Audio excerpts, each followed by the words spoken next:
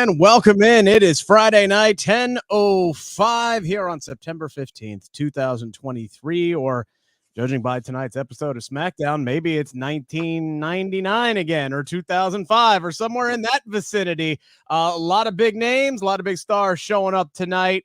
Honestly, Josh, I think this is like the first episode in a few weeks where I'm like, yeah, they were all right without Roman Reigns tonight. They brought out the big guns for tonight's show. On top of perfect storm tonight. Yeah, on top of what was already a huge newsworthy week for WWE. So we got a lot to get into tonight. Welcome in. This is Smack Talk here on the Sportskeeda Wrestling Facebook page and the Wrestle Binge by Sportskeeda YouTube channel. Rick Ucchino, SP3, and the wrestling legend himself, Dutch Mantell. We're with you guys for the next 45 minutes or so. I say or so because if this is your first time joining us, typically we don't shut up long enough to get within 45 minutes. But regardless, we're going to do our best tonight. But like I said, there's a lot to discuss tonight. And man, Dutch, you said it was a perfect storm tonight. Did you think it was a perfect show? How did you think they did tonight here? No, I liked the show because this reminded me of shows. They were talk heavy tonight. Yeah. But the talk segments were good. They were interesting and didn't go too long. Nobody expected Pat McAfee to be there, and he shows up because of that big game tomorrow with Colorado and Colorado State. And Deion Sanders is the hottest guy in college football right now. We can thank Deion Sanders for tonight's segment. I believe we can do that. If Deion Sanders isn't the coach of Colorado and his team isn't as hot as it is to start this season, Pat McAfee ain't there. I don't know if The Rock is there. And this segment don't. Thank you, Prime. I'm going to say it. Thank you, Deion Sanders, for tonight's SmackDown. Without you, it does not happen. It does not Prime happen. does. He does own pro college football right now. He is hot. And what a salesman he is. The coach from Colorado State said something about him. Then he come back and he said something else. And he's got his son. It's a great story. It really is. And then Pat McAfee come out, and then Mr. Austin Theory came out. And Austin Theory, see, this is the type of segments that get talent over. Now, Austin Theory is over more right now than he was before tonight. He didn't beat nobody, but he got a lot of attention. And look at the ring he shared. I call this getting over by osmosis. When he's in the ring with Pat McAfee, then out of nowhere, The Rock shows up. Now it's getting interesting.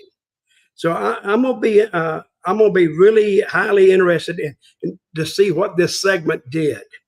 Because neither one of those guys were advertised. It had to pick up as it goes along. No, and was The Rock trending tonight? Did he trend on because of his appearance? Yeah, he did. Of course he did. And look, there's so many different angles I want to take on this to start off. First off, if anybody didn't follow along with what was going on today, an hour away from Boulder, Colorado, from Denver, where SmackDown was, in Boulder, Colorado.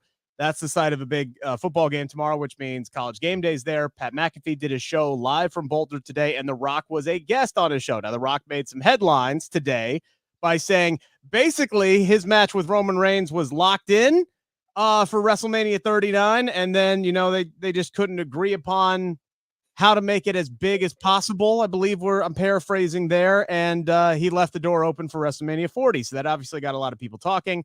Then there were some minor reports that maybe somebody on Pat McAfee's team had let it slip that The Rock and Pat would be on SmackDown tonight, but it didn't really gain like wide traction or anything.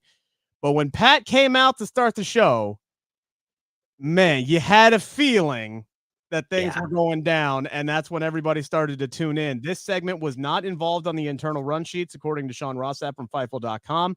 The Rock was not listed internally, and nobody would expect him to be because they wanted this to be as big of a secret as possible. But yeah, Dutch, I'm willing to bet as soon as Pat McAfee came out,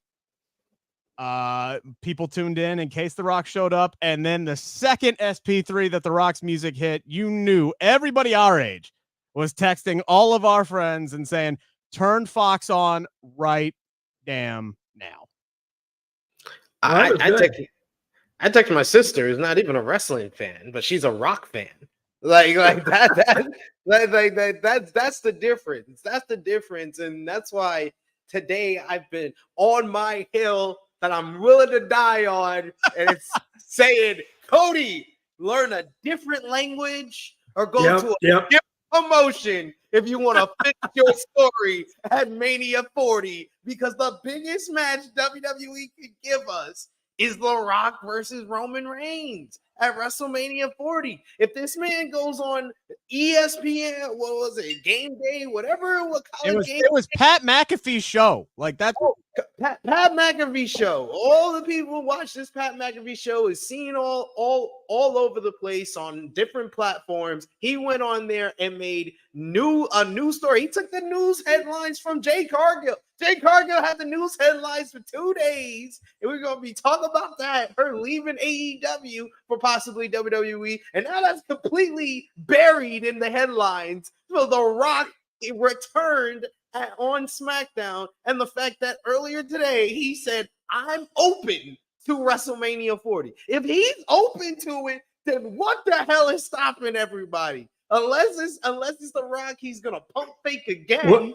If he's gonna pump fake again, I understand him pump faking last time, because I understand they had this planned in the beginning of 2022. And we know how 2022 panned out with Vince McMahon and all that drama. And, I understand him being like, oh, we put our pencils down and we said we're not going to do it.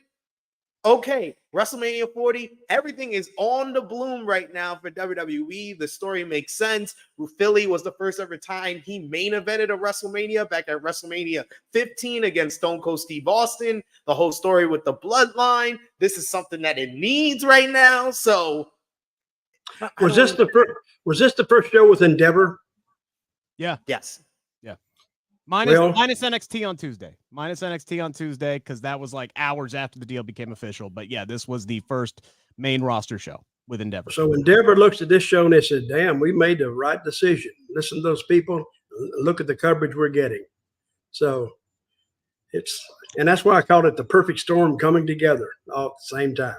It felt like the first time that they debuted on Fox. It felt like Fox's opening show, which, by the way, I think was the last time The Rock was on WWE TV, if I'm not mistaken. SP3 would know more than I would. He's got a better memory, but that's the last time I remember him showing up on Fox in the first episode. So, and again, at that point, he was out there with Baron Corbin and Becky Lynch, and tonight he comes out there with Austin Theory and Pat McAfee. Real quick on Austin Theory. This man is 26 years old. He's 26 years old. He has already had segments or programs with Vince McMahon, Stone Cold Steve Austin, John Cena, Brock Lesnar, and now The Rock. Yep. Like, this man is living everybody's dream that was born between 1985 and 1999. Like, literally, he's just living every man's dream. Like, the guy's already got a hell of a resume, and it doesn't matter he got his ass whooped tonight. Does not matter at all. It don't matter. This fires him right back up. Absolutely. Now they got to find somebody for him to work with, because The Rock and Pat McAfee ain't going to be there next week, but they need to find somebody, because and even his promo exchange tonight with McAfee, that's more of Austin Theory that I'm looking for. I thought he had some really good lines in there. And by the way, Nick Hausman of House of Wrestling reported that this entire opening segment tonight was Triple H. Triple H without Vince McMahon's input. And it showed. I love the line about Denver. So you can't ask these people. Hell, they're high from being so, the altitude is so high. That was a great line.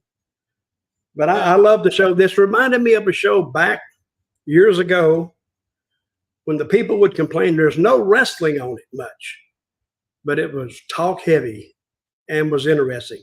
Yeah. Really, this show flew by, kind of. Look, I don't care if it's in the I don't care if it's on the microphone or, in the ring. Just be entertaining. And tonight's show was entertaining. It was entertaining, and it started with The Rock. And it is a testament to that man and his staying power and his popularity. He's made maybe a dozen appearances or so in WWE in the last 20 years. Yet his music hits. He comes out there, the roof blows off the joint. He doesn't really do anything outside of playing the hits, but just slightly alters them. And every wrestling fan is partying like it's 1999 again. Like it's unbelievable. Like him, John Cena, Stone Cold. Who else does anybody do that for? Like, those three guys, man, it's just it's insane. I mean, it honestly, The Rock is a little bit different. I think Rock and Austin, you could say, is different because they just take me back to my childhood, take me back to all the great moments. I was on my feet for pretty much that whole entire opening segment because once Pat McAfee was out there, I was like, okay, is it gonna happen? Yeah, it's I was like waiting for it when he said, "This is the people and the people's show." I was like, oh man, it's gonna happen. And dude, you could feel the tension in the arena. Like everybody's like, oh shit, something's about to go down. Just the way he said it and the way he paused and that little half second that the production guy waited until he hit the music. God, it was so perfect. And then when he hit the music, my God, that reaction dwarfed anything that LA Knight has gotten in the last like month and a half. And that's not a shot at LA Knight. That's just how insane of a pop that was for Dwayne when he came down. And look, again, going back to Austin Theory, though, I thought he played his part perfectly in this exchange. When he hit The Rock with his "It Doesn't Matter," I was like, oh shit. Perfect. Yes, perfect timing on that. I was like, this was a light years better than that John Cena segment. This is how you get him over.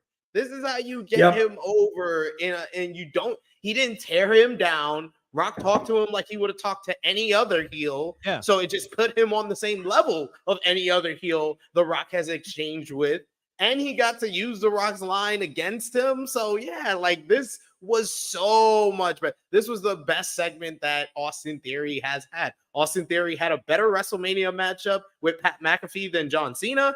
And he had a better segment with The Rock than John Cena. You know who I felt sorry for tonight, Dutch? Who? Whoever was in charge of the censor button backstage. Oh yeah. that did get all screwed up. Man, when they switched sides, they were saying the same thing, but they weren't being censored. That guy backstage was saying more cuss words than he was trying to bleep out. No, it was a great opening segment. It almost sucks that this was on Fox tonight because I wish it was on USA or TNT or something else because I would have loved to have been able to hear that whole entire exchange between, just Rock and calling him an a-hole and getting the one half the crowd and flipping it around.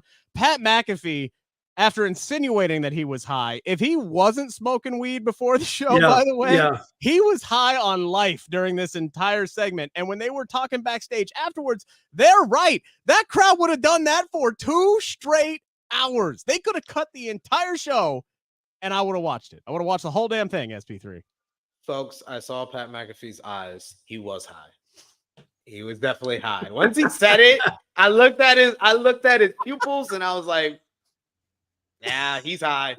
He's high. He's high right now. He had a good old time, man. Got to do the people's elbow. Got to do the people's elbow. Got to be in the opening segment in front of that hot Denver crowd. Got to be in the ring when that pop erupted for The Rock. Got to be the introduction for The Rock. Man, that was a great moment for Pat McAfee. That's probably the best moment he's ever had in WWE. Did you see that may end up on the game tomorrow? You think so? Oh yeah, I think so. Oh, absolutely, it will. It's on Fox, right? They own it. Well, yeah, the game. I'm thinking it's on Fox, right? The game. I don't know if the game's on Fox. I know College Game Day is on ESPN, so I'm pretty sure. I don't think Fox would like the fact that they were plugging College Game Day from Pat McAfee tonight instead of Big Noon Kickoff. But they got The Rock out of it, so I think they'll let it slide on that one. But yeah, maybe it'll show up on Fox with the Rock coming out there. But did y'all see how slow Pat McAfee was before he jumped and did that people's elbow? He was high as a kite. He's like, I got to make sure I hit the right person here because I'm seeing 3 of these dudes right now. He was trying to figure out the moves. So over here, especially when he stood there right before he dropped it, his leg back here. Still better than Snoops. Still better than Snoops. But anyway, Dutch, going back to the original question here, SP3 made it known. Like, when The Rock drops the fact that he's open to WrestleMania 40, unless the writers and actors strike ends sometime soon and he gets a big payday and he's not like able to go and do the show, do you book the match? Do you do him and Roman in Philadelphia? I saw a lot of people saying, hey, the time has passed. I'm not interested in that anymore. I guarantee you those same people are going back and deleting tweets after they see The Rock show back up tonight.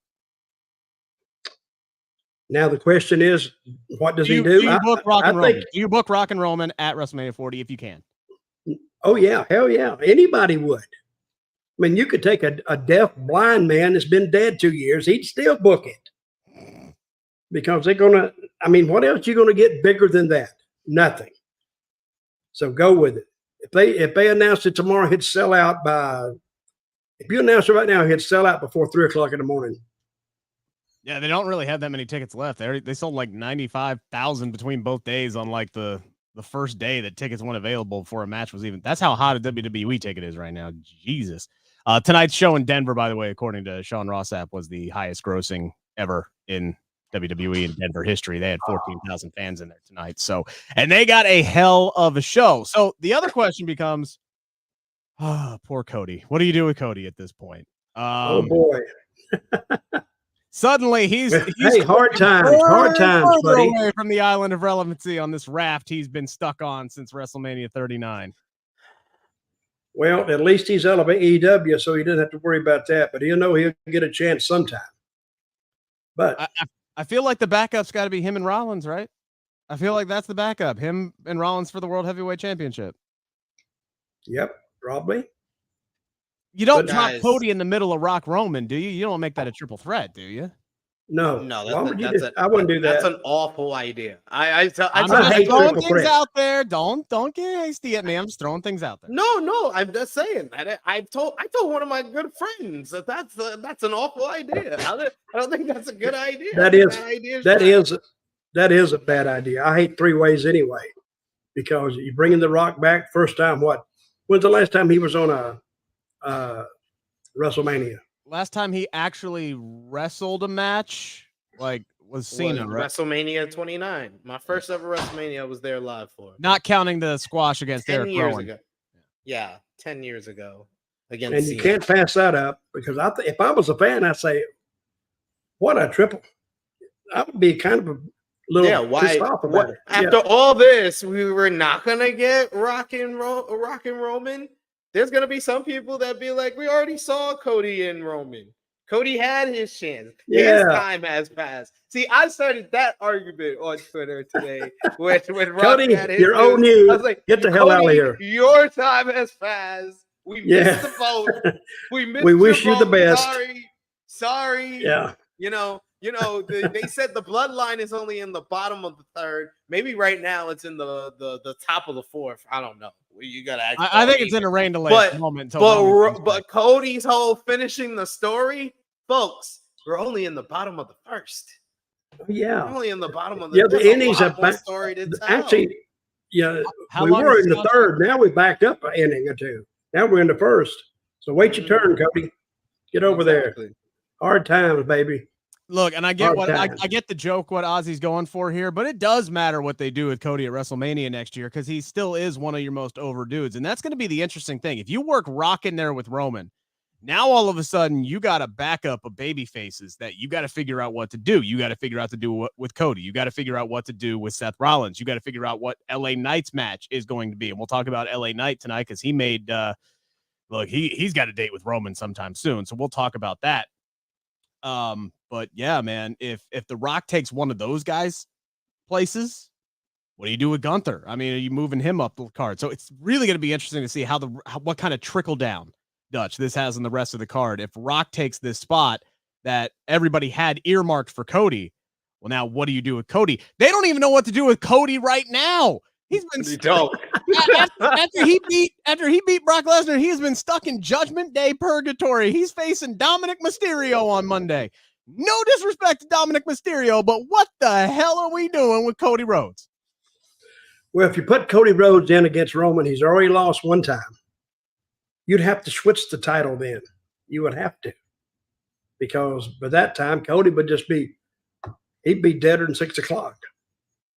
And if you put the Rock in there, now a single match is easier to book than a return because you're not basing it on anything. So if I was booking, I would rather book the Rock and the man, the head of the bloodline, together and so you're not doing the same thing you did before. So it's new, it's brand new to the people. Sure. And I don't think they'd be able to call it. Well, they're going to call it anyway, but. So just to kind of tie everything together here, because LA Knight's got a date with Roman Reigns at some point. SP3, if Roman faces The Rock at WrestleMania, does anybody, and the title is on the line, does anybody really think The Rock is going to win? The Rock's going to be the one to end Roman's 3+ year reign and take the championship off of him? Or are we really keeping the title on Roman Reigns past WrestleMania 40 at this point? Like, you're giving me the eyes like I'm an idiot, but like I'm asking a genuine question. No, it's because you said, oh, LA Knight has a date with Roman Reigns. Does anybody think LA Knight's gonna beat Roman Reigns? No, but it's a nice chance. It's a nice chance to do this match for LA Knight, the payoff for all the popularity that he's gained. It's a great moment and a great opportunity. With The Rock, it's a great story to tell, and it feels like the culmination of this whole Bloodline story, and it's the biggest possible match WWE can. I think that people need to accept the fact that I've accepted a long time ago. Yeah, WWE don't care what a couple of fans of Cody Rhodes or a couple of fans that's like, I don't want all these part-timers in the main event of WrestleMania. Kapooey! They care about the bottom line. They care about the dollar bill, y'all. TKO. That's why the color is green. It's all about that green, y'all. That's fine. You could book Roman and Cody, or not, excuse me, Roman and Rock all damn day. I don't care. I don't care if that's your night 2 main event.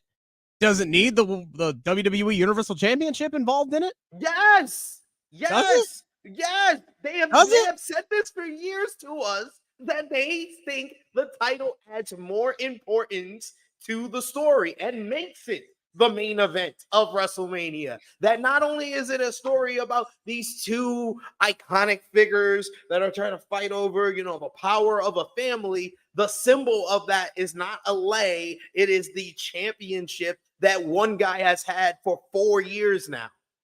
And you also have the added story of The Rock and play mind games with Paul Heyman, because the last time Paul Heyman had a record-breaking champion, it was The Rock that ended that reign. So there is a lot of story elements here where the title is necessary. If I'm going to be the proponent for this story, I was a proponent of this story at 39. I'm not giving up on this at 40. We did your Cody story. You got your Cody story. You don't get back-to-back WrestleMania main events. Dutch, what do you think? You think that match needs the title? With Roman and The Rock? Yeah. Oh, yeah. It'd have to be. Oh, there's things you can do, but believe me. The first thing, if they booked a match with Roman and The Rock without the title, and I'm a fan, I'm pissed off. See what I mean? He's putting it up against everybody else in all these WrestleMania main events and all these other places. Wow. And The Rock being a part-timer, that doesn't affect me. I don't think it affects the regular fan anyway. They can bitch and moan and say everything they want to, but I don't think it bothers most people anyway, because now you're going to look at the publicity just that match would get. I mean, you'd have the New York Times and you'd have all the networks picking it up and everything. That's the biggest WrestleMania they could book right now. The biggest. And Cody, sorry, pal. You made this big move and you want to do your hard time like your daddy. That's fine. The story's still there, but you got to wait your turn on this. Hey, just to make sure it would really get maximum publicity, I'd make Oprah the special referee. Is what I would do. Well, I got a reaction. Something wrong with you. Something wrong with you. We'll get back to Mr. LA Knight a little bit later here. After this segment, by the way, we did have a match. I didn't watch most of it because I was still, giddy and taking notes of what I had just watched with The Rock. But Finn Balor beat AJ Styles. I did see that Jimmy Uso interrupted the match and helped Finn get the win. How was this match, SP3, if you caught most of it? It felt quick. Good. Felt really quick. It was good. It was short, but it was good. It was AJ Styles and Finn Balor. I mean, they can't have a bad matchup, but it wasn't their best matchup. That's for sure.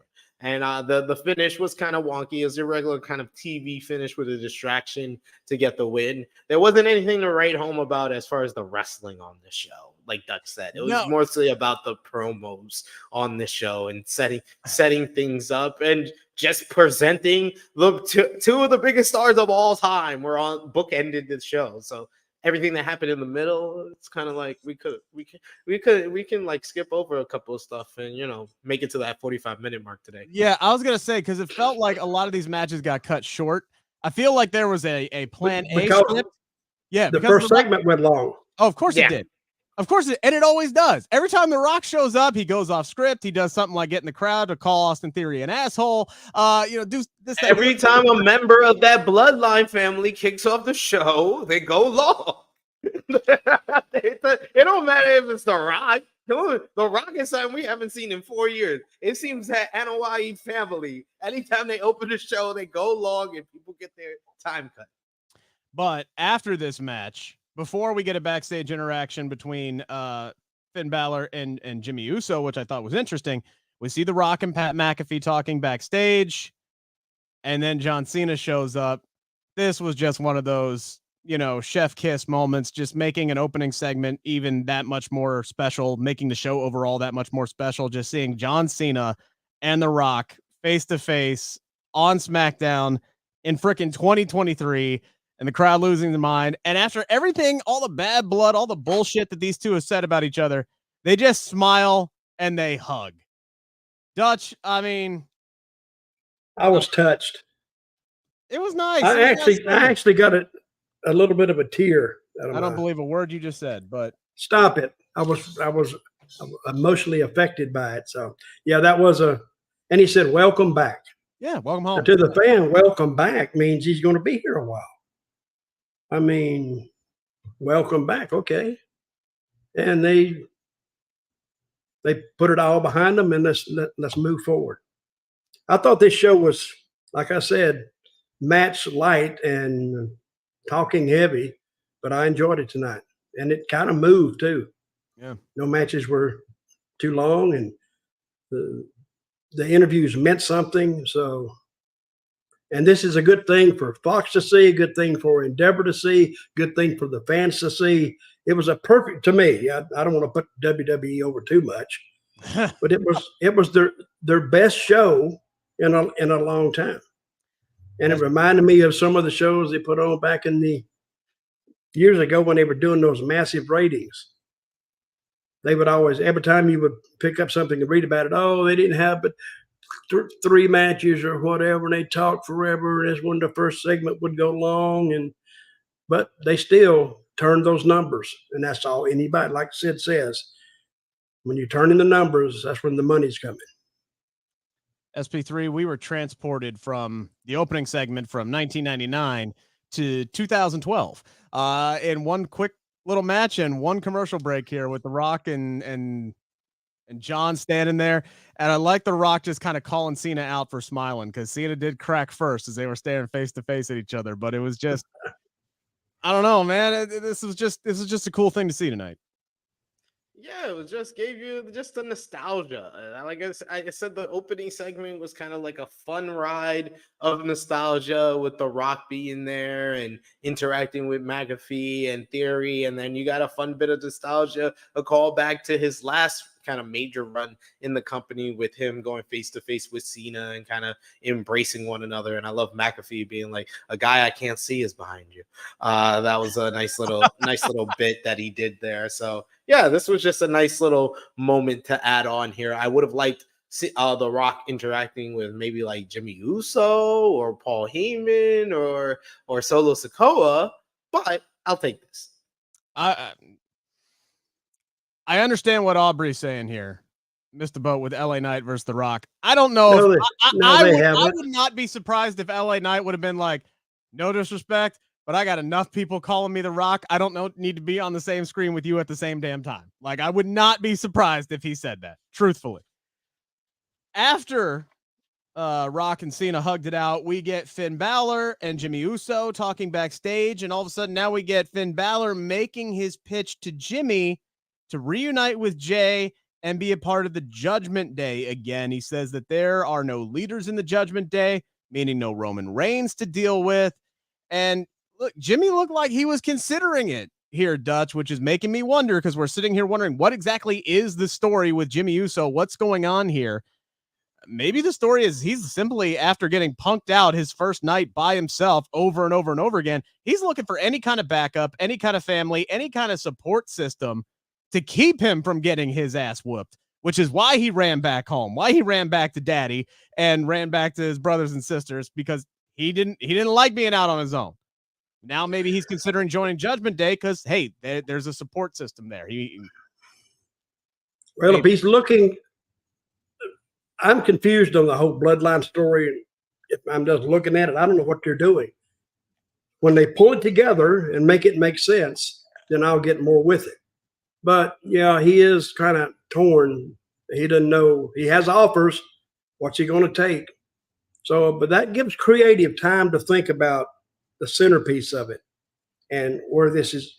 And I'm sure they have an idea where they want it to go. But right now, to me, it's not clicking, because I'm comparing that to what just happened. I was comparing that to McAfee and Rock. I don't care what you got. It's going to play not second fiddle, but third fiddle to what they did. So I don't have time to talk about that right now. But they're laying the groundwork down. They're laying the infrastructure down. So I see where it goes. Are you confused about it, Sid? Yes, I am, Dutch. Yes, I am, because it does. That's the question you should ask there. It hasn't made sense since SummerSlam, and I think that people just need to accept the fact that yes, it hasn't made sense since SummerSlam.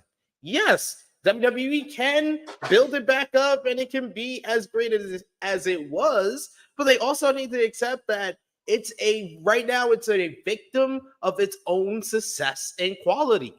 The quality was raised in this Bloodline story. So when it's below the quality of what we were getting, yes, we got to point it out. We got to say what you're saying is they're a victim to the... We can't just say, oh, just be patient. It's going to be okay. It'll make sense in 7 months. No, we don't have 7 months. We talk about the show tonight. They're a victim to their own success is what you're saying, because they had that bar way high. Now they're underneath it. But in WWE's defense tonight, that bar wasn't raised by them, but it was raised by The Rock and McAfee. They had a great first segment. I did like, though, the last week we were confused about what the hell Judgment Day was doing in assisting the Bloodline at the end of the show. Tonight, though, we did find out they weren't assisting the Bloodline. They were assisting Jimmy Uso, because they want to try to retain him and bring him over to Monday Night Raw. So at least now we get a better look at where the Judgment Day is. It's not that they were wanting to cozy up favors with the Bloodline. They want to continue to fracture them. So at least they brought that around tonight, and they made that make a little bit more sense, Dutch. Well, I don't care what you had tonight. It's still going to play. It's going to be undercard to The Rock and McAfee. That was a standard bears for the whole show. And we're going to have to continue to watch SmackDown to see where they're going. Who did you say put the Rock and the Austin Theory thing together? Triple H? According to Nick Hausman of House of Wrestling, that was all Triple H. It was perfect. And I'm thinking, I was wondering where they got that from, because it's much better than what they usually have. And it really writes itself. So Triple H said, let me do this. Let him say, it's easy. But it worked, and they did it well. Yeah, like I said earlier, this was the best that Austin Theory has come off looking in a long time. After we get Jimmy and Finn backstage, we get LWO in the center of the ring. Rey Mysterio talking about how LWO, helped bring him out of a bad place after he was, feuding with his own son and his life had been hell. Santos Escobar says, hey, I got all the respect in the world for you. I'm proud of you and I'm glad that you won that United States Championship. but I'm healthy now and I want my damn shot at the United States title. Ray kind of dekes him out there a little bit before saying, hey, all you had to do was ask. So we get a nice little babyface hug. All good. Let's go compete for this United States Championship. We're good. And then things get really interesting, SP3, when Lashley and the Street Profits come down. And what I loved about this, and I'm sure it's got cut for time restraints, but the Street Profits start to do their little thing where they're going to start jabbing at LWO. And then you get Joaquin and Cruz saying, F that, we want the smoke. Get your ass down here in this ring right now. And unfortunately for them, that match lasted about as long as the promo exchange did. But afterwards, like two young boys. Promo. Yeah. Than the promo. Yeah. Afterwards, you get the Street Profits looking up at Bobby Lashley like two proud boys wanting to get the, praise from their daddy. And he's just like, what are you doing? Job's not finished. Hop on those boys right now. And then they just completely leave the LWO laying. So this is interesting to me. Are we going to get, it looks like we're getting Santos and Ray for the United States Championship, but maybe you start working the Street Profits in there, or maybe Lashley gets involved in that title picture because they're all coming for gold. This is a ramp up for Lashley and the Street Profits, who desperately need a faction name. Yes, just call them Street Business. Like, why is it so hard? Street Business, it works. They went from Street Profits to Street Business. It's all about the business now. And I like them, getting another win. I like, if they're going to be positioned as heels, they got to be positioned against a babyface group, and the LWO kind of fits the build there. I would have thought that we would have been doing maybe a Ray versus Bobby Lashley program for the U.S. title if we were going in this direction. But if they're doing Ray and Santos first, and then we do Ray and Lashley at the pay-per-view, that could be interesting as well, because I don't want the Santos matchup to immediately lead to the breakup and Santos turning heel. I would like it to be a catalyst for maybe a slow burn. That's fine. But yeah, I don't want it to be the breakup after that. I think after the promo tonight, that needs to kind of just be a friendly kind of matchup, but whoever loses is frustrated afterwards. And then maybe we can get Mysterio and Lashley and put the U.S. title back on Lashley. Why not? It was literally made for him. Dutch, what did you think about this whole exchange tonight? Well, it opened a lot of doors. Sometimes if you open those doors, you have places to go. So instead of saying, well, we're locked in here, we're locked in there. No, they're not locked in anywhere now. They can almost go in any direction they want to go because it fits. Now, I don't know what they're going to do after they open the door and go in it, where it goes then. That's up to creative to decide. And they'll decide for me, and then I can make my decision later on if I like it or not. I mean, I'm a fan like everybody else. So if I like it, I like it. If I don't, I'm really not a big fan of either group, but I'm interested to see where it goes. Make sure to get your comments and questions in, guys. No, let's not call them Hurt Business 2.0. I like Street Business. I really do. I like Street Business. But get your comments, get your questions in. We'll get to as many of them as we can before the show comes to an end tonight. The big match that was advertised all week long prior to tonight was LA Knight versus The Miz, a rematch from Payback a couple weeks back. Knight gets the second biggest pop of the night, at least to this point, because John Cena hadn't come out yet, but he's still massively over. Match get top three tonight. Yeah. Match gets a ton of time. I don't know, SP3. I thought this was on par with their one that they did at Payback. I don't know if it was. I felt like this was better. The WWE, the Payback match was a basic ass WWE match. Like, I swear, it was like I was watching CPU versus CPU on WWE 2K23. Like, that's how basic that match was. Like, I said, imagine a WWE match with a special guest referee. It would be that match. So this match was much better because he didn't have that crutch of a special guest referee. The crowd was hot, and they just kept it pretty simple. So I thought it was a lot better.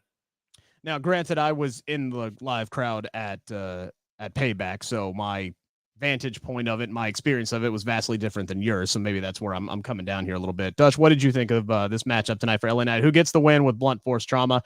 He's the one who needed to go over tonight. Miz is bulletproof at this point. They can finally put this behind them, and we can go on net for whatever's next with LA Knight. We'll talk about his promo in a minute, but what'd you think of the match? Well, the match was okay. I mean, it wasn't anything to write home about, but like Sid said, it was a basic match. And I was watching Miz. He did a couple of things that was almost identical to his finish. It looked like to me, I said, well, he's doing his finish. He did his finish. Maybe I'm wrong. It looked like he did his finish twice out of the corner.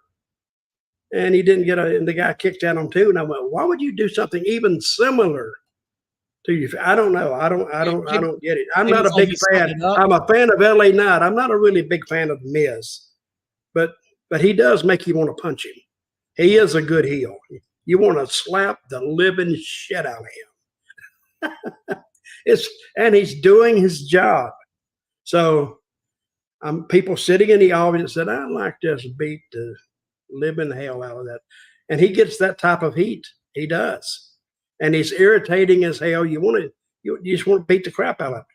But the match was okay. Finish was okay. And it did what it was intended to do. And that was get LA Knight over more. Yeah.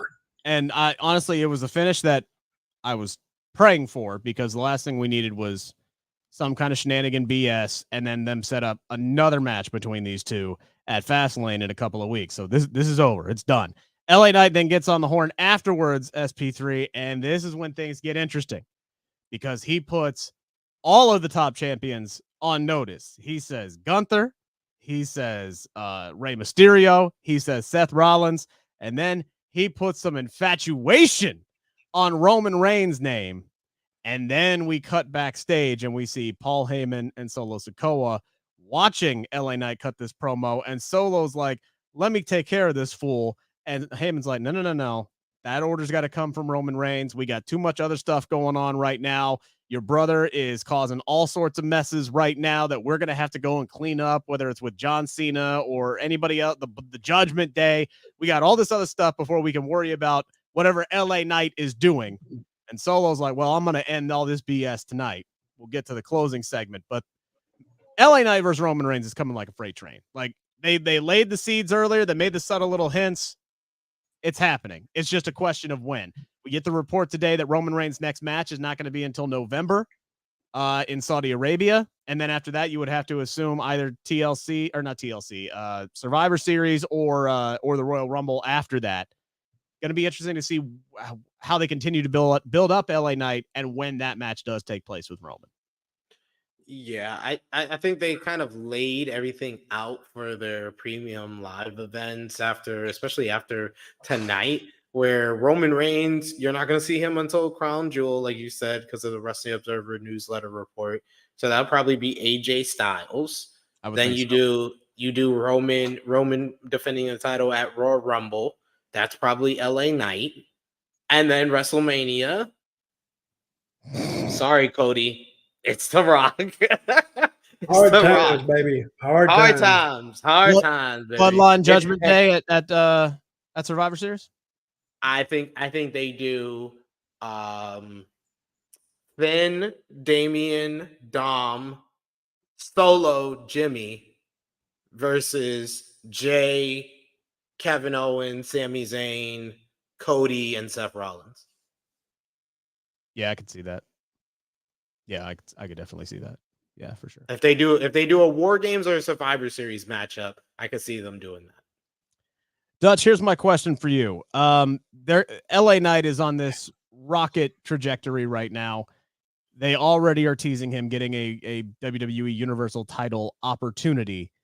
Chances are that's going to come at the Royal Rumble. To this point, LA Knight has been bulletproof. He has survived a gimmick that you dubbed dead on arrival. He did not win a match for like 6 damn months. He was basically squashed at last year's Royal Rumble against Bray Wyatt. And now he's still here. And now he's starting to win matches. And now he's being mentioned in the same breath as Roman Reigns and getting segments with Paul Heyman.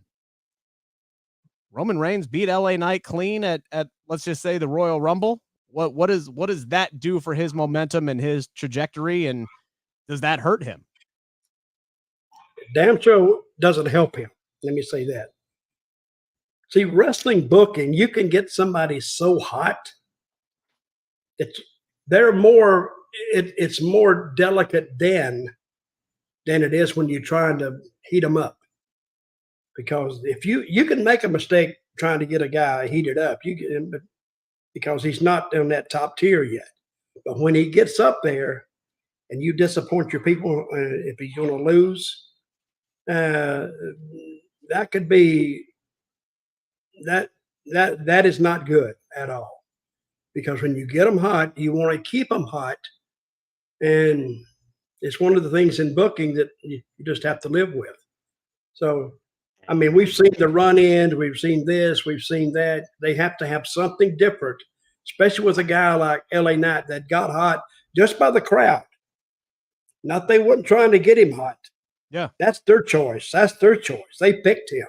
So we'll have to wait and see. So I'm actually lost for a solution right now. If he goes against Roman Reigns before WrestleMania, which is already locked down, that we think by The Rock, so you have to be or Cody. I think Cody's still in hard time prison. I think for that time. If Rock backs out of it again, because The Rock was the one, according to the Wrestling Observer, at least that's what they made it sound like today, that The Rock was the one who kind of pulled out of it because for whatever reason, at least this is what Dave Meltzer at least made it sound like, is that the 39 main event wasn't as big as what The Rock was looking for. So I don't possibly know what else he could be looking for in this situation, but let's just say The Rock says, nah, let's hold off again here. I would think Cody would be second place in that point. So that still puts LA Knight behind the 8 ball here. It does. He would be option C at best in that scenario. But Dutch is 100% right. Like if LA Knight, you build him up and then he loses to Roman Reigns at the Royal Rumble, that can be the death nail for him, because we literally just saw it this year with Sami Zayn. Is Sami Zayn as over as he was before Elimination Chamber as he is after? In Canada, yes. Everywhere else, no. Yeah, and in Canada, he'll always be over. It's like CM Punk in Chicago. Well, not all parts of Chicago, but yeah, yeah, he's always gonna be over there. But like, he's not as over, and he's not seen on the same level as he was before Elimination Chamber that he is now. We literally just saw it. Drew McIntyre at Clash at the Castle. Is he as over as he was before Clash at the Castle as he is now after Clash at the Castle? No.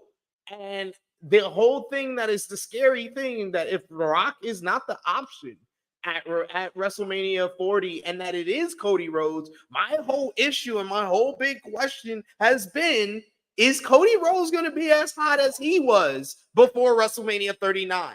That's my whole question. Yes, he's getting pops everywhere. That's all fine and dandy. He's getting some of the biggest pops of the night on Monday Night Raw and all of that. That's great. But I wouldn't say that he's been delivering the best television or everything like that every single week. So it's not going to be the same as he just came back from a 6-month injury, a 6-month hiatus. He's come back as this prodigal son. He was only back for 3 months after coming back to the whole company. So it was basically you had a 5 months of him on television before he went to WrestleMania, where he just came from AEW. So that's as hot as he can be, honestly, when it comes to WWE. Yep. So I don't see a whole other year of him being on television every single week, getting those big pops. No matter how big the pop is, I don't see how he's going to be hotter than that come WrestleMania 40. I agree 100%. Like I say, this is a job for the creative to decide, and they better sit back and look at it long and hard, because they got a lot of things to balance, and whether they get it right, I don't know. That's their job. But we'll judge whether they get it right or not. But they're not judging how just to get a guy over. They're judging how not to hurt him now, because we got plans for him later. Well, this may hurt him if we don't get maximum use out of him. But we'll see. Is it laughable to suggest that LA Knight could win the title? Is it like if he gets if he continues to get more and more popular and he's getting like Daniel Bryan WrestleMania 30 type reactions and he gets a match against Roman Reigns at Royal Rumble, could you do some kind of an angle where LA Knight's about to get screwed because Solo's getting involved, to do the whole Roman Reigns shtick, and The Rock actually comes out and helps LA Knight win the match? Could you do something like that to set up Rock and Roman at WrestleMania and put the title on LA Knight at the same time? Could you do something like that and not kill LA Knight?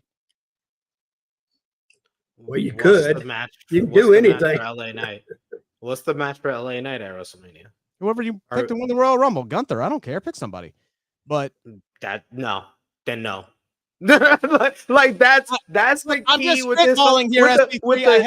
I know. What do you do next? I know your speed. That's always my question. You can't just say, "Oh no, let's do this one moment." You always have to ask the question, and then what? If your and then what is not good, then it's not. Then it's a no. It might be good for the moment. I don't have an answer for you, but let me think about it for a while. Maybe I'll come up with a good one. I'll tell you what the answer is.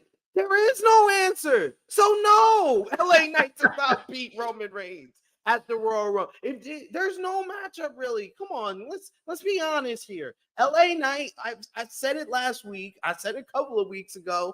LA Knight is missing that great matchup that makes WWE say, you can have the ball. You can have the world championship, the undisputed WWE Universal Championship at WrestleMania. Until he gets that, then I can't say. I can say, oh, him versus Gunther. Okay, yeah, I saw that in NXT. It was okay. It was fine. Wasn't anything that I want to be like, yeah, that should be the main event of WrestleMania. No, sorry, dude. They have so many variables in this. It's very hard to pinpoint something because tonight we were covered up with stars. We were covered up with, McAfee, The Rock,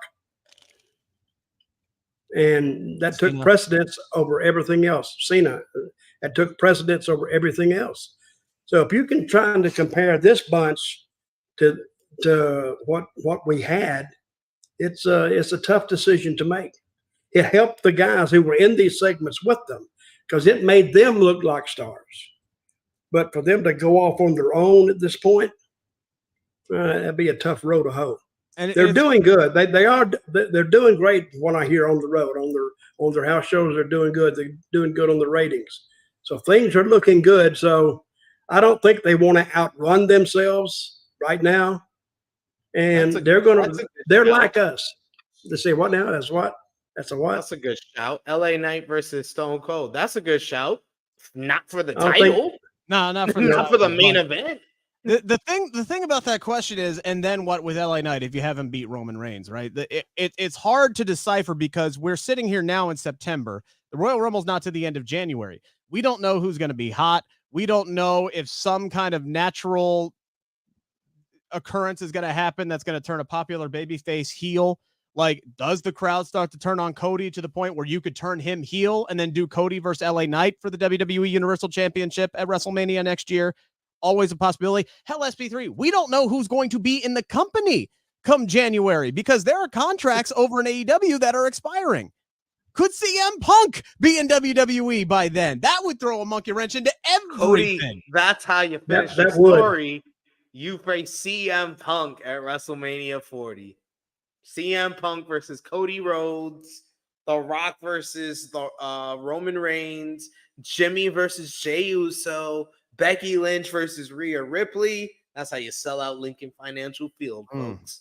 I mean, I'm liking it. Somebody in the chat earlier, though, did say Cody versus MJF at WrestleMania. I don't know when MJF's contract is up, but we've been hearing about the bidding war for 2024 for 2 years now. If he ends up in the company, you could do that. And then you could do LA Knight and LA Knight and CM Punk. You could do that, but I don't know. SP3 is blowing me off there, so we'll move on. We had a nice segment there. I said yeah. It's cool, dog. We get a backstage segment with Pretty Deadly tonight that I thought was pretty entertaining. Nothing to write home about though, but we get an update on Elton's injury. Says he should be back in the ring here soon. Backstage segment I thought was intriguing between Bayley and Dakota. Dakota basically telling Bayley to get her head out of her ass and get her head in the game because she's been focused way too much on Shotzi lately and needs to get ready for Asuka. She does not. Dutch. Shotzi shows up doing her best, I guess, pinhead impersonation, chasing after Bayley tonight. And what I laughed at, what I truly laughed at, is prior to the match tonight, Dakota says, "You know I have your back," and then the second that Shotzi shows up, and I get it because Dakota's injured and she's on a no contact list. But the second that Shotzi shows up, Dakota's not even in the camera shot. She is nowhere to be found. I don't know why she said that or why they had her drop that line in. If you know that she cannot physically get involved and actually have Bayley's back tonight, EO was off training. That's why she wasn't on the show tonight. But regardless, Asuka gets the win. They continue the build with Bayley and Shotzi, and then next week we get EO and Asuka for the title. But Shotzi and Asuka didn't shake hands. They looked like they were going to fist bump. They looked like they were going to, and then yeah, camera cut away too soon. I don't know if they did that on purpose or not. I think so. They never really made it up. I think they were running out of time. There's that. There's that. It was only 2 seconds. There's definitely that. I don't know if John Cena was supposed to say anything in the main event tonight, but he didn't because that's how strapped for time that they were. But we'll talk about the women. We're bringing up the women's division here. Not a lot of action tonight for them. Storyline progression, kind of maintenance work that they did tonight. But prior to The Rock showing up, the big news that happened this week, Dutch, I don't know if you saw it, is reported that not only is Jade Cargill's time in AEW coming to an end, reportedly, there is a massive belief that she is going to be in WWE sooner rather than later. She came back last week, Saturday night on Collision to attack Chris Statlander to come back for her TBS championship. And we're like, oh, okay, cool. They're going to do a nice program with this. You know, they can run this out all the way to Full Gear. And then the strangest damn thing happened on Wednesday, SP3, as they announced that Jade Cargill would be facing Chris Statlander for the TBS championship, a pay-per-view matchup tonight on Rampage, which I've timed this out perfectly. Rampage is now over. Jade Cargill lost that match clean as a damn sheet tonight to Chris Statlander, and we get the reports. That match was filmed Wednesday here in Cincinnati with former Red Brandon Phillips in the front row watching it. So fitting for that. But regardless, Jade loses. Her time in AEW is apparently up, and she is coming to WWE, which makes a ton of sense for why this match happened when it did, Dutch. Your thoughts on Jade showing up here in WWE? She'd be a great fit. Because that girl looks good, works good. And this is when she's going to learn to work. When she gets in the WWE, they're going to say, listen, we're going to take a lot of your stuff out and we're going to teach you how to work. And this is where she's going to advance. So we could be talking, and she has a couple of opponents already lined up because Jade is a pretty big girl. And Nia Jax is a pretty big girl. Yep. And the other Rodriguez is a pretty big girl. So she has some opponents waiting for her. It's tailor-made for her. So I'm proud for her because what did she run her record to in AEW? 43-0 or more? 60-0. Yeah. 60-0. Damn. A lot of those were enhancement matches, but still, yes, she ran it up to 60. Those were her versions of Goldberg beating Hugh Morris, but regardless, SP3, this is very interesting because you have Jade Cargill like just a month or two ago, doing interviews where she's like, AEW is where I want to be. I don't want to go anywhere else. Now, granted, she's still under contract, and wrestlers lie all the time because they don't want to shake up their standing with the company that they're still with. But you hear reports from Sean Rossap, again, Fightful Select, saying things like, this deal has nothing to do with money. What? What the hell is this? What the hell is this deal? What the hell is he thinking? I mean, they had a lot of time there where they weren't doing much with her other than just parading her around like a show pony. Like basically, like she is an attraction. She is an attraction. You don't see women like her on television. Okay, so she's very unique in that sense. But yeah, they didn't really do anything of substance with her, even during the meat of her TBS title run. No, they did not, ladies and gentlemen. They were given they diamond. I've heard this in wrestling. They have things called angles, but I don't know if she ever did one. She never lost a title or anything. Did they do angles with her? Yeah, they did some. They did some angles, and she would win angle with little Bow Wow. That WrestleMania 40, Jade Cargill versus Bow Wow. There we go, going down. There you go, book it. But yeah, they got given a diamond. Jade Cargill had an athletic background. Her presentation, look at her, like it just made her so different from everybody. She looked like Storm ripped out of the freaking comic books from X-Men. And she comes from she's with Brandon Phillips, so she comes from money. She's a good right there already. And then they treated her well when they first started her out with the whole undefeated streak, making her the first TBS champion, having her train with Bryan Danielson and William Regal. And they were doing well. She was working with girls like Thunder Rosa and stuff like that, Nyla Rhodes. And then they just had that diamond and they started getting dust on that diamond. They started not caring for that diamond so much. So that's why I said this week, AEW has just handed WWE their next top female star. Like, I want to see all these matches in WWE a lot more than I want to see anything in AEW. I'll be honest with you at this point. Jade Cargill versus Bianca Belair. Oh my God. As the black representative of this podcast, of this review show here, I just want to let Dutch Mantell, Rick Ucchino, and the viewers of Smack Talk know when Bianca Belair and Jade Cargill happens at a WrestleMania, black wrestling fans are going to treat it like Black Panther just came out again. It's going to be like Wakanda forever. You're going to see people going to WrestleMania in dashikis. They're going to be wearing rope chains and Adidas tracksuits. And it's going to be, oh my God, it's going to be the Million Man March and the Magic Johnson Theater just opened up all in one match when Jade Cargill goes against Bianca Belair. It's going to be the greatest moment in black wrestling history.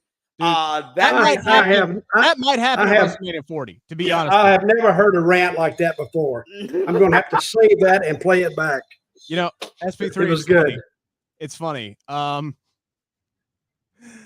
There's 2 times in my life that I have been the only white person in a movie theater. It was Next Friday and Black Panther. All right. So, so I get it. I get what you're saying.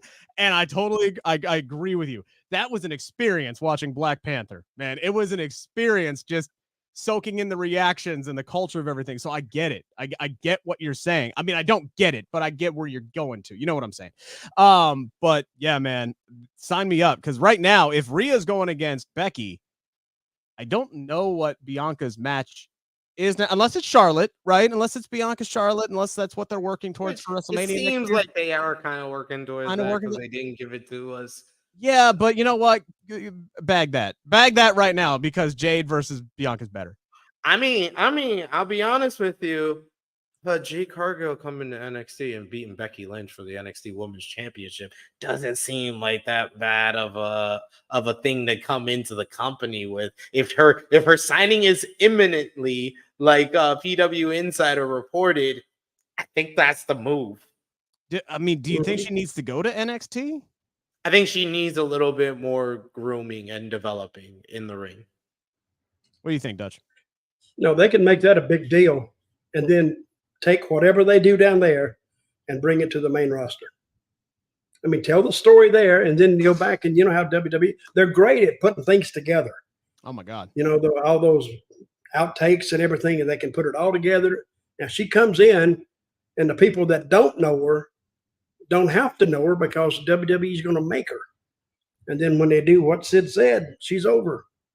They could probably do that in a couple of weeks. That's all they need. You put the WWE production machine behind somebody like a Jade Cargill, who already is a big stadium attraction.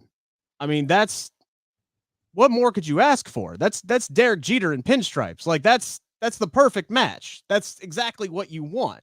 So yeah, they wouldn't even have to do much. Her first few matches in WWE could be smoke and mirrors, and it wouldn't matter a whole lot. Like her presentation she'll be presented as that major star, and I think it'll work. But I honestly think I trust WWE enough that they could come up with a plan to introduce her properly, whether it comes to NXT or the main roster. Where I don't trust WWE is she's a women's superstar. So at some point, the booking is going to falter because that's just what WWE does. That's also why I wanted to go to Michael Hickenbottom. He knows how to book women. I don't trust Paul Levesque. I trust Paul Levesque as much as I trust Antoine Khan. They are kind of similar. They don't like each other very much, but they are kind of similar. Giving similar answers in press conferences too.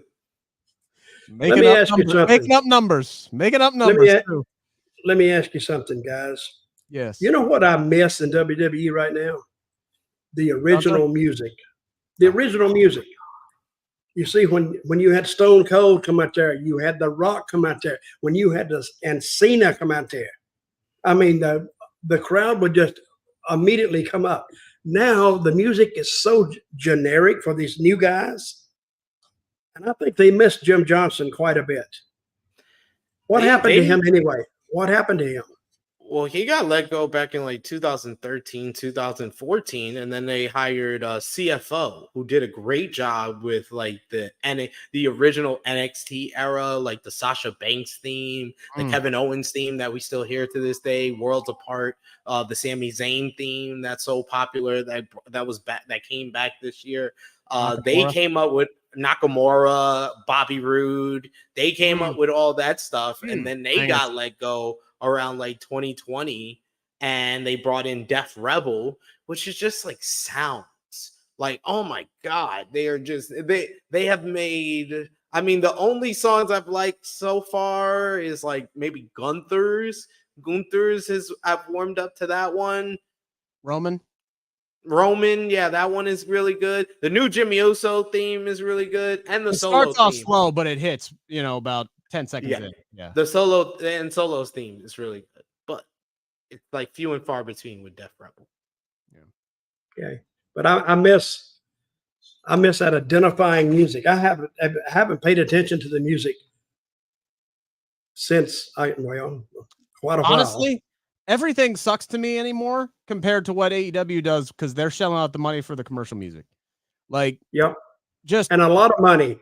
A lot of money. You're paying big money. You're paying, what was it, Europe? You're paying Europe for Final Countdown? Holy crap. You're shelling out a ton of money. You got the Collision theme. What was it, Phil Collins? Or Elton John? Elton John. Yeah, Elton John. You're playing Elton John every Saturday night on a show that's averaging 450,000 viewers. Come the hell on now. Like, you're shelling out money for averaging 450,000. I know, whatever, 500. What is it averaging? It's averaging about 500, 550. Oh, 500. Oh, 50. Oh, that wasn't a shot, by the way. I've always maintained that was a shot. No, I've always maintained on a Saturday night. On Saturday nights, you should always be focusing more on the gates than what the quote unquote ratings are, because more people are probably going to be watching that on DVR because Saturday night's a go out night. So you put on the biggest show, you sell as many tickets as you can, you put on a bunch of local advertising and try to pack the house on that's what they should be doing with Collision, and not worrying about what the live audience figures are, because they're going to get more people who are watching it on DVR in the back end. That's just my theory anyway. Regardless, I don't know how we got on this topic of conversation, but let's move on to our main event segment tonight. Grayson Waller effect. Grayson says John Cena's stock is fading faster than his hairline. Oh my God. I saw that bald spot. I mean, I'm getting bald back here, but I swear to God, that's almost his whole back of his head. I mean, if you're sitting up high and on TV, it jumps at you. I don't know why they don't. I kind of respect it, though. I respect it, though. He's like, screw it, it's me. This is what my hair looks like. Well, maybe, but it doesn't. I think it detracts from him. I don't know why they don't put something in there to like darken his scalp a little more, to at least skin color. Get the Hollywood makeup people out there. They got enough. I don't know why he doesn't cover it up, but I don't know why that's neither here nor there. I'm just Mikey Ruckus does great work. Yes, he does for the original themes. Yes, absolutely. But yeah, I don't know why he doesn't just go back to the complete buzz, because that went all the way up, kind of like a Brock Lesnar, and they did the fade thing. That would hide it really well as well. But anyway, I also thought Grayson had a nice Dion reference in there. Says when John finally comes down, John does not get to talk right away because Grayson is talking his smack. Says John doesn't want to be an in-ring competitor anymore. Hasn't been the same since he lost to Theory at WrestleMania. And then Cena takes exception to that. He gets up like he's about to whoop some ass. Waller says, please sit down. This is a talk show, not a fighting segment. And then we get Jimmy, who comes out. And I actually like this SP3. He danced around it for a little bit, but he got to the whole point. He gets up in Cena's face because he wants redemption for Cena punking him out 2 weeks ago. So he steps right up to John Cena and says, basically, bring it. Pulls a rock and says, let's go. What are you going to do about it? And then we get Solo, who comes down, and we get the nice little swerve. He gets right up in Cena's face, which wouldn't mind seeing that matchup. Then he goes around and grabs Jimmy like he's going to give him the spike.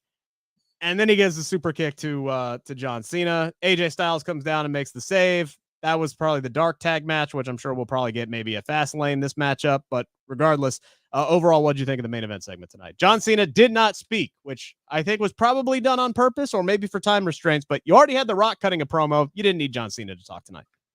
No. Yeah, it made sense. We've already seen Cena go promo for promo with Grayson Waller already. So that was fine to do it with that. And then it transitioned into what could be a main event for Fastlane with Cena and AJ Styles going against the Bloodline. And you still see that there's some type of dissension between Solo and Jimmy. And you can see that we're pretty much in limbo when it comes to the Bloodline. And this is what we're left with, is Solo and Jimmy representing the Bloodline, probably against Cena and AJ Styles. But at least it's new guys going against the Bloodline. So, hey, AJ Styles is in there. We've seen Cena kind of go against the Bloodline, so there's some history there as well. So that works. And there's also the history between Cena and AJ Styles, which of course you can have if you want to, build a couple of weeks of television behind that. You can have Heyman kind of be the instigator and bring up their history against one another to kind of draw some dissension there, since there's already dissension between Jimmy and Solo. So there's a lot of ways they can go about this, but I thought it was overall a solid enough segment. Dutch, I like the idea of this tag team match taking place. One, because John Cena has already said, hey, look, what you got out of me at WrestleMania this year against Theory, that's pretty much what I have left in the tank. So those are the kind of matches that he's going to be able to have, which it wasn't a bad match. But when you put it up against every other match on the WrestleMania card that weekend, for the most part, it just paled in comparison to what the other talents were able to put together. You put him in a tag team match where AJ Styles can go out there and do all the pomp and circumstance and put on the really great stuff. Have John Cena get the hot tag. He does the 5 moves of doom. Everybody goes home happy, right? I think that's a pretty good setup they got there. Well, that's a match that puts itself together. I think if you put them all in a room, say, I don't know how much time you're going to need, guys, 15 minutes. That's like stepping out the door and running down to the convenience store to get a Coke or something. I mean, they could do that. They could do that in their sleep. Yeah. So it's a way to keep everybody busy, keep it entertaining for the fans, and they'll have a good match, a really good match. So do they film Fastlane on the same night they do SmackDown or no? No, that'll be Saturday, October 8th, I think. Yeah. So in Indianapolis. That'd be good. So we're not that far away. We're only 3 weeks. I hadn't put a lot of thought behind it. So see, I didn't watch wrestling for I don't know, before I went on this show. Hell, I never even watched wrestling. So when Sid is giving me the history, I'm going, God, I'm lost. I don't know what the hell he's talking about. You feel like you're in high school again. Just getting and I'm going, okay, I got it. Lewis and Clark did what? They got history. So, but you watched it as a fan, or watched it, and I didn't. So I just got away from it. But I'm back now. So, but that's what I do. What did I say? Anything? I don't know. It was brilliant, though. But that's what I would do. I would say, "Hey guys, look, this is it. I'll be back in a minute. Work it out, and then I would leave for like 30 minutes. Then come back. What you got? No, what do you got? What do you got going on? Tell the fine folks. Oh, it's the same thing, guys. Hey, I have a University of Dutch diploma that is for purchase. So if you write to me at Dirty Dutch Mantell with 2 L's at gmail.com and ask me about it. And it is see if I got it right here. It's somewhere. It's a beautiful diploma. I have a seal on it, and it is signed by the dean of the university, Dirty Dutch Mantell, and the provost, which is Zeb Coulter. You get 2 autographs, and it's a PhD in the wrestling arts. It's what you get. Write to me there, and I'll tell you how to get one. Man, the 2 stashes of Dutch. That's big right there. Sid, send me your address, and send me your address, Mr. Auckland over there. Send me your address too, and I will. Is this like an honorary doctorate? Can I call myself? Yes, you will have a PhD in the wrestling arts. Yes. Yeah, now we have to call you. We do have to call you doctor. Man, there's a lot of Dr. Rick. There's a lot of Dr. Ucchinos, but it's all on my uncle's side of the family. So I think I'd be the first one on my dad's side. So that would be cool. Yeah. Nice. Okay. Nice. Yeah. SP3, what you got going on True Heel Heat this weekend? We'll be live tomorrow, the True Heel Heat Flagship Podcast, 11:05 a.m. Eastern Time. It will be myself, Miss Chrissy Love, and the True Draw Josh, who will be talking about The Rock's return. What does that mean for WrestleMania 40? We're going to be talking about Jade Cargill leaving AEW for WWE and much, much more. So join us live talking about this week in wrestling, 11:05 a.m. Eastern Time, the True Heel Heat Flagship Podcast.